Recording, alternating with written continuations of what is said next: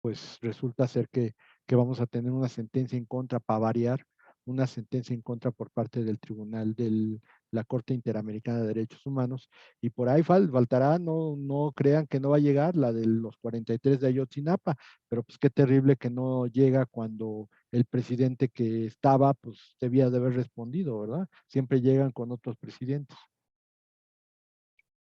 pero eso puede traer consecuencias jurídicas muy interesantes, como pasó con la reforma de los derechos humanos en 2011, pues esperemos a ver que no vaya a pasar otra cosa que cambie completamente el sistema en nuestro país, por lo menos el sistema de derecho. Pero bueno, esas son las situaciones que vamos a ver el día de mañana, 6 de la tarde, los esperamos. Bueno, pues entonces, si no hay nada más que comentar, vamos con la unidad 4, derecho de nacionalidad. Y el problema con el derecho de nacionalidad es que, pues tanto se ha dicho sobre esto, que realmente nosotros nos preocupa, porque en primera nos preocupa porque a fuerzas quieren dejarlo en derecho internacional privado y la verdad es que no tiene razón de ser en el derecho internacional privado. Lo que queda muy claro en nuestra materia es que el derecho de nacionalidad es simple y llanamente un derecho de lo que nosotros entenderíamos como derecho constitucional.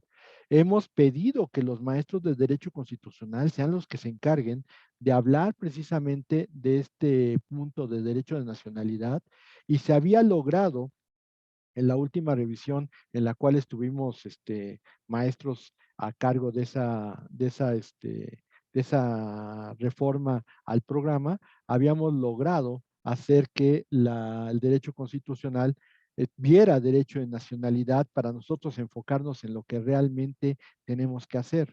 Lamentablemente, el punto es que la división con el cambio nuevo de estudios, que ni siquiera es es de la división que está actual, sino que era de la anterior, se hizo el cambio y de pronto se dejó que participaran muchos más maestros del sistema abierto. Y yo no tengo nada contra los señores del sistema abierto, pero cuando empiezan a usar que son temas tradicionales y que no se tienen que quitar del derecho internacional privado, pues le dieron en la torre al programa. Y pues se tiene que ver porque está establecido en el programa, pero no es algo que sea propio del del derecho internacional privado porque nada más nos quita tiempo. Así que, pues visto la situación, vamos a hablar de lo que es el derecho en nacionalidad.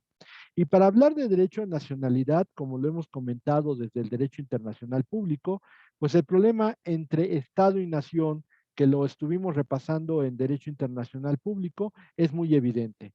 ¿Por qué? Porque se habla de nación bajo un uso pues ya obsoleto, porque definitivamente hoy no estamos hablando de naciones, estamos hablando de estados. Y por lo tanto, hablar de nacionalidad significaría que eres parte de una nación, de un pueblo.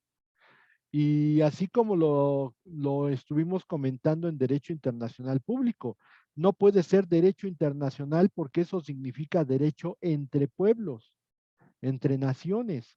Y obviamente los sujetos más importantes en el derecho internacional no son las naciones o los pueblos, sino son los propios estados. Entonces, bajo esta consideración, pues no podemos seguir pensando en que se sigan utilizando estos términos, quedan obsoletos. Pero pues sí, definitivamente una cosa es una nación y otra cosa es un estado. Aquí las cosas pues nación, tenemos varios conceptos. Tenemos el concepto desde el propio Cicerón, Marco Tulio Cicerón, que nos dice que son aquel conjunto de personas con las mismas normas jurídicas. Dicho de otra manera, son las que cumplen los ciudadanos de esos pueblos y aparte tienen como objetivo el bien común. Si ustedes ven esta situación de Cicerón, pues obviamente podríamos decir infinidad de ideas al respecto, pero es un concepto más bien jurídico. Técnicamente es lo que nosotros vemos en un estado. En un estado decimos que es un conjunto de personas que están en un territorio sometidas a un poder de dominación que se basa principalmente en el gobierno y en el orden jurídico, que son aspectos modales, que el derecho que tienen las personas, los ciudadanos, es a regir ese sistema político y la idea es el bien común. Eso es lo que decía Marco Tulio Cicerón.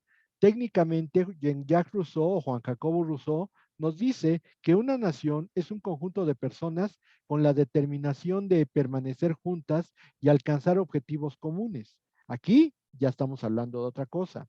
Los elementos de tipo volitivo y proyectados hacia el futuro es lo que lo caracteriza. Entonces, de acuerdo con Rousseau, lo que vamos a entender por una nación es aquellas personas que quieren permanecer juntas y que en ese sentido se sienten parte de y por lo tanto tienen objetivos comunes. Aquí lo que tendríamos que entender muy fuerte es, a diferencia del concepto de Marco Tulio Cicerón, es que el pertenecer a una nación es un aspecto volitivo, es aspecto de la voluntad. Yo soy parte de esta nación en tanto que quiero ser parte de ella.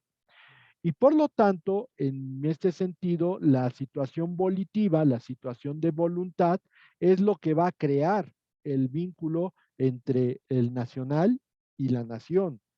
Ahora bien, García Morente, un filósofo español, nos dice que es aquello a que nos adherimos por encima de la pluralidad de instantes en el tiempo. Hay algo común que liga pasado, presente y futuro en una unidad de ser, en una homogeneidad de esencia que implica un estilo de vida colectivo. Aquí ya estamos hablando de otra cosa. Normalmente una nación va a tener una historia común. Es, como dice él, algo que amalgama pasado, presente y futuro en una homogeneidad de ser o de esencia. Es decir, nosotros como vamos a pensar, los estadounidenses, unen presente, pasado y futuro en lo que son ahora. Nosotros unimos presente, pasado y futuro en lo que somos ahora. Que seremos mejores o peores, no lo sé, pero unimos todos esos elementos para poder crear una nación, en este caso la nación mexicana. López Verdía nos dice, es el sello especial que la raza, el lenguaje, el suelo, el clima y las tendencias naturales imprimen a las individuales, a la individualidad humana, hasta agruparse en en diversos estados. Aquí ya está hablando de estados y obviamente le rompe un poquito el esquema a lo que nosotros estábamos hablando, porque decíamos, una nación no puede ser un estado. Entonces aquí como que Pérez Verdía, pues lo que dice es, pues hay una conflictualidad porque no sabemos a qué pertenece, al Estado o a la nación. Y por último, Mancini nos dice, la nación es una sociedad natural de hombres creada por la unidad de territorio, de costumbres y de idioma, formada por una comunidad de vida y una conciencia social. Obviamente aquí elabora un poco más el concepto de Rousseau, pero estableciéndolo como una conciencia nacional. Perteneces a un Estado porque tienes la conciencia nacional de pertenecer a él. Esto es lo que decimos de lo que es una nación. Obviamente, pues es muy distinto lo que es el Estado. Y también lo vamos a ver bajo diferentes puntos de vista. En este caso, tenemos que Estado lo podemos ver desde el punto de la antropología social, desde el punto de los antropólogos sociales y por último el punto de vista jurídico. Kreider nos dice que el Estado es el receptor de la evolución cultural de una determinada sociedad. El nexo familiar, que era lo que normalmente regía en situaciones de grupos pequeños, se cambia por un vínculo aglutinador que es el jurídico. Somos pertenecientes al Estado en tanto que respetamos leyes, no tanto si pertenecemos a una familia u otra. Y por último, la nacionalidad es su elemento de identificación, entendido por este elemento de identificación como que tú perteneces o sientes que perteneces al Estado porque ya has cambiado la situación. Y aquí tendríamos que pelearnos un poquito con Kreider porque él dice que jurídicamente, pero a lo mejor estamos hablando de una política, pertenecemos a un Estado porque nos sentimos parte de ese conjunto de personas. Ahora bien, el Estado, según Bluntschli, tiene elementos constitutivos. No son abogados, ¿eh? Estamos hablando de antropólogos y antropólogos sociales. El Estado tiene elementos constitutivos, entre ellos la voluntad colectiva, que implicaría que hay una nación involucrada, el poder político, que ese sí ya lo entendemos como uno de los elementos del Estado, el orden jurídico, que también lo entendemos como un sistema modal del Estado, y el gobierno, que es otro sistema modal del Estado. Entonces, él basa principalmente esta aglutinación basada principalmente en los elementos que menciona aquí, la voluntad colectiva, el poder político, el orden jurídico y el gobierno. Ahora, Howe nos dice que el Estado es la cúpula de la identificación social y cultural de un grupo social.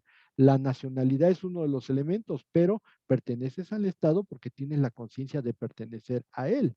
Por lo tanto, ya Kelsen, que es el jurídico, que es el abogado, nos dice, generalmente el Estado es un estructurador jurídico y político de la sociedad. O sea, toda la regulación de lo que hace el Estado lo hace porque el gobierno y el derecho es lo que lo van a amalgamar para darle la forma que tiene. Y la nacionalidad es una institución común a todos los órdenes jurídicos.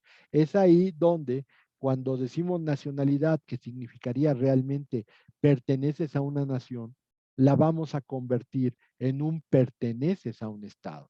No es claro, no se sabe por qué saltó así, pero lo que hemos comentado, si internacional significa entre pueblos y realmente los pueblos no participan más que los estados, pues técnicamente aquí vemos cómo el Estado no entra dentro de la vinculación de lo que debería ser la nacionalidad, porque la nacionalidad implicaría solamente pertenecer a una nación y la estamos viendo bajo conceptos muy distintos.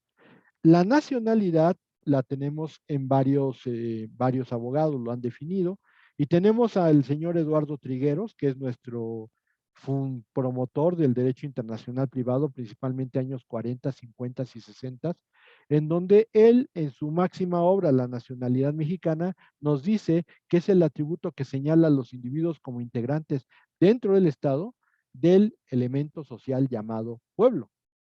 Visto de esa otra forma, nación.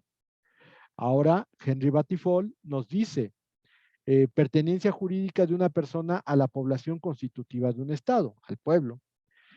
Contreras Vaca nos dice, la institución jurídica en virtud de la cual se relaciona al individuo con un Estado, debido a su adecuación con los criterios legales que desde el momento del nacimiento o después del mismo establece el Estado.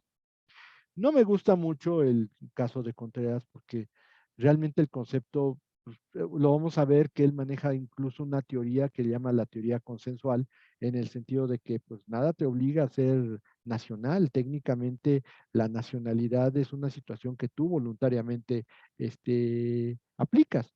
Pero pues también lo tenemos en el caso Batifol, no puedes decir que nada más es una etiqueta, tiene que haber arraigo, tienes que sentirte identificado con el Estado. Y entonces, pues así como que es una situación consensual, vuelvo a insistir, o sea, habrá muchas personas que salten y salten de país y se estén nacionalizando con todos, pero esa persona no tiene arraigo y la idea de la nacionalidad es tener arraigo. Pero bueno, esa es la situación. Y después, Lerebu-Pillonnier nos dice que es la calidad de una persona en razón del nexo jurídico y político que la une a la población constitutiva de un Estado. A mí en lo particular, este último concepto es el que me gusta más. Me gusta el de Trigueros, todavía si alguien me pusiera el de Trigueros, ok, se lo acepto con mucho gusto, o el de Batifol. Pero generalmente, como son Contreras, pues ponen el de Contreras Vaca y vuelvo a insistir, no es el que más me convence. Este sí, porque tiene una situación especial, los vínculos, el vínculo jurídico y político. Y vamos a entender que eso va a ser fundamental en la nacionalidad mexicana. Aquí son las teorías de otorgamiento de la nacionalidad que menciona Contreras Vaca. Por una parte tenemos la contractualista, en donde dice, técnicamente cuando tú asumes la nacionalidad de un Estado, técnicamente estás celebrando un contrato con el Estado que te otorga la nacionalidad. Y obvio es que cuando un Estado te otorga la nacionalidad, hay un contrato implícito. Tú tienes la nacionalidad del Estado porque tú estás de acuerdo con tener esa nacionalidad y porque el Estado está de acuerdo en que tú la tengas. ¿De verdad la nacionalidad será una situación contractual? Yo lo dudo mucho. Porque insistiría en que si va a ser una situación contractual, lo más lógico sería que tú no quieres cambiar tu contrato, tú no quieres que tu contrato cambie o se pierda o se haga menos. Y yo creo que tampoco existen cláusulas, porque un contrato te tiene que poner las cláusulas o las obligaciones a las que te obligas. Y yo pienso que ahí empieza a haber un problema muy fuerte, principalmente porque, este, perdón, pero es que estos de Zoom son muy especiales. Porque tú deberías de saber a qué te obligaste y cómo lo vas a manejar. Y obviamente, pues yo creo que un niño de un bebé que nace con las condiciones para ser nacional, pues lo que menos puede decirle al Estado es, ay, pues ya, gugu, o sea, yo firmé el contrato y me vale gorro lo demás. Pues no, es un bebé, no tiene capacidad, no hay contrato. No tiene solemnidad, no hay contrato.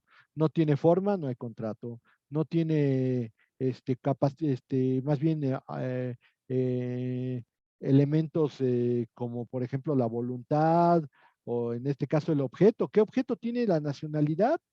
Si alguien me dice que tiene un objeto específico, se la valgo válida la contractualista. Pero ¿cuál es el objeto de tener nacionalidad?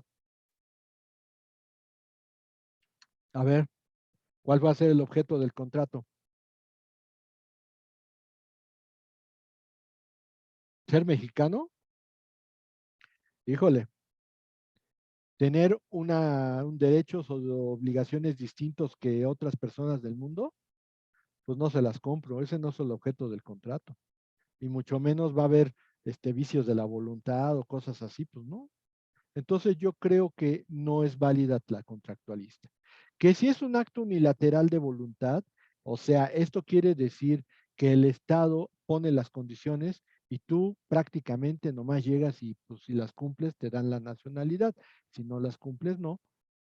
Podría ser un poco más, más claro y podría ser muchísimo más, eh, pues digamos, correcto, podríamos entenderlo un poquito más, pero pues tampoco se me hace mucho el acto unilateral de voluntad por parte del Estado, porque también si yo no quiero pertenecer a ese Estado, pues aunque tenga el acto unilateral de voluntad tuyo, pues voy a quedarme ahí. Entonces, yo insistiría en que creo que ninguna de las dos se aplica muy bien al concepto del Estado. Yo pensaría que no podríamos pensar que es una situación bilateral, sino como ya lo habíamos comentado en el concepto del Erebu Pillonier, hay un vínculo jurídico y político. Y ese vínculo jurídico y político es lo que te va a caracterizar la nacionalidad. Por lo tanto, ¿cuáles son los elementos de la nacionalidad? Primero, debe haber un Estado que la otorgue. Segundo, debe haber un individuo que la recibe. Y debe de haber el nexo de nacionalidad, jurídico y político. Vamos a analizar cada uno de ellos por separado. Primero, el Estado que la otorga debe ser soberano y autónoma. Dicho de otra forma, debe ser independiente o por lo menos debe de ser autónomo dentro de un país en donde haya la posibilidad de tener esa nacionalidad. Ejemplo, los británicos, los oriundos del Reino Unido de la Gran Bretaña, los británicos, pues tienen una situación muy especial, porque dentro del Reino Unido hay distinguidas cuatro nacionalidades bien específicas y que cada uno tiene autonomía en su zona. Por ejemplo, tenemos a los ingleses, que son de Inglaterra, a los galeses, que son de Gales, a los escoceses, que son de Escocia, y a los irlandeses, que todavía pertenecen a lo que se conoce actualmente como Irlanda del Norte. Ojo, hay un país que se llama Irlanda. O sea, sí hay irlandeses de Irlanda, sí, pero hay una nacionalidad toda la organización del Imperio Británico, que son los irlandeses y son los que se encuentran en Irlanda del Norte. Esos son británicos. Pero bueno, o sea, aún con todo esto, ellos manejan esas nacionalidades y por lo tanto, pues si las manejan, no se les puede quitar. Pero técnicamente debe de ser o un estado independiente o uno autónomo. Y ese va a ser un elemento activo, es decir, que si el estado deja de existir, pues ya no hay nacionalidad. A esto me viene a colación, por ejemplo, si vieron ustedes la película de Tom Hanks sobre el aeropuerto que se llama La Terminal, que el señor llega a Nueva York, nada más llega para unas cuantas horas, o sea, él, su visión y su objetivo de llegar a Nueva York era ir a un café de jazz y pedirle a un trombonista o trompetista, no me acuerdo qué, mi autógrafo, y entonces su papá, que ya había muerto, iba a tener toda la colección de autógrafos de los mejores jazzistas del mundo. Entonces, nada más iba a estar unas horas en Nueva York, pero para su mala suerte, resulta ser que su país se deshizo, ya no existe, y por lo tanto, los documentos de viaje que tiene, pues ya no pueden servir, y por lo tanto es una apátrida, no tiene nacionalidad.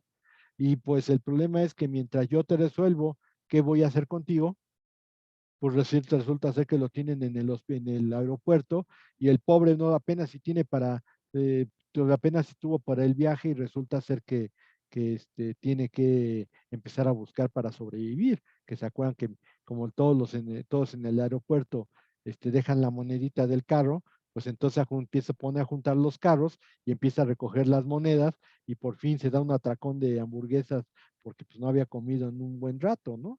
Bueno, ese tipo de situaciones, aunque puedan parecer mentira, existen. Y ese tipo de situaciones pueden suceder.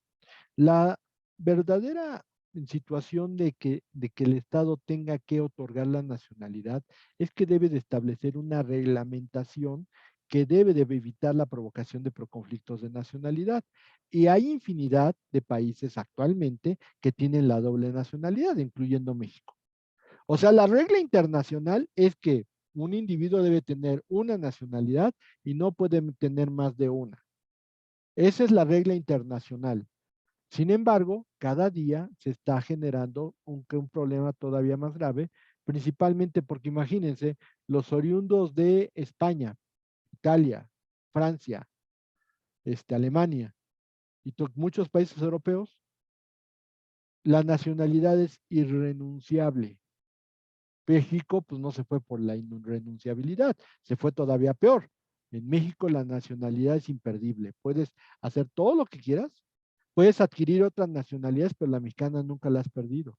Y la visión es que técnicamente cuando tú pierdes la nacionalidad mexicana, o más bien adquieres otra nacionalidad, pues vas a tener que seguir siendo mexicano con otra nacionalidad.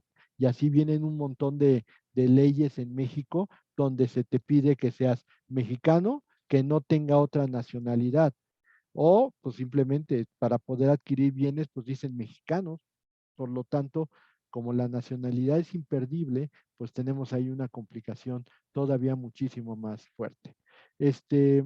Ya se me va a acabar, tengo apenas 1:33 de tiempo para esta primera sesión. Les recuerdo que hay programadas 2 sesiones más. Espero que no tengamos contratiempos el día de hoy. Recuerden que cuando llegue el momento voy a decir, bueno, pues ahora sí ya partimos a la sesión de preguntas. ¿Ok? Voy a dejar de compartir. Voy a finalizar esta sesión y voy a iniciar la que sigue. ¿Ok? Muy bien. Ahorita nos vemos.